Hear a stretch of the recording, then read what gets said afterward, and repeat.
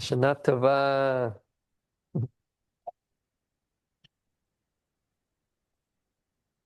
Well, this has been a very interesting time. We have seen a amazing thing happen at the prison that I work at, where it's just I guess it's just happening all over the world, but just people really desiring Judaism, desiring to learn about Judaism, for our congregation that's in India, and it's happening in the prisons too. Um, just to give my little Ed here, catch the joke. Um, 6 years ago, there were two Jewish inmates at Joseph Harp Correctional Center. One of them was named Fred Smith, and the other one was Stephen Binns. There was a Messianic Jewish rabbi, but I don't think his mother was Jewish or he was raised in a Jewish home. But he may have been ethnically Jewish too. So that's maybe three Jews in that prison in Oklahoma, which is pretty much what you expect. 6 years later, we had 23 or 24 last night for the Rosh Hashanah celebration or the pre-Rosh Hashanah celebration, you know what I mean? The Ma'ariv.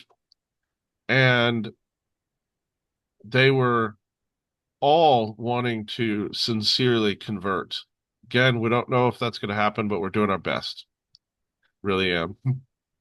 Um, and apparently, average services for the Messianics reach in the range of 200, with over 1,250 at the yard at Joseph Harp identifying as Messianic in some way.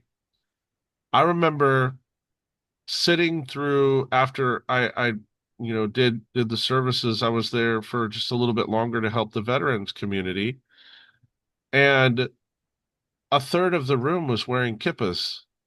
And you walk around the yard in a yard in the middle of Oklahoma, in this complicated or in this, place that's so far away from, New York where you would never expect Jews to be, and there are just yarmulkes everywhere.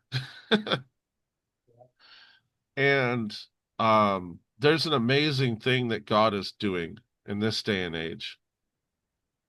He is restoring us. I believe He is restoring us, and we're seeing wonderful things.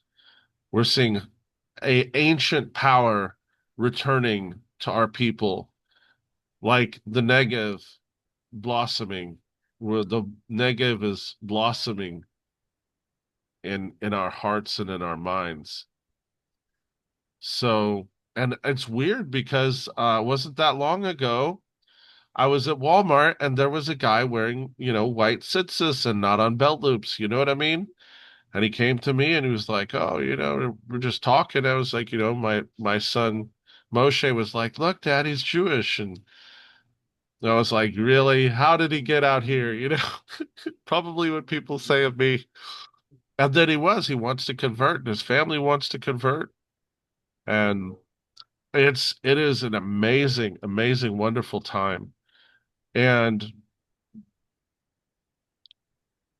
it's all because, in my view, things like what happened, not to mention Charlie Kirk again, but I found out he wrote a book called, or I hope he finished. I paid for it anyways. If not, he could keep the money. But it's called How the Sabbath Changed My Life. Something to that extent. And I can see that that's the same thing that happened with my wife. One day she just started saying, "Okay, we're going to observe the Sabbath. We're going to return to that." And I was like, "You know what? Your background's Jewish." I didn't know my background then. Your background's Jewish. Go ahead. I don't care as long as I don't have to do anything. And I did, by the way, have to do something. So it changed our whole family because of the righteousness of a woman. And here we are. Yom Teruah, my dog's least favorite day in Judaism.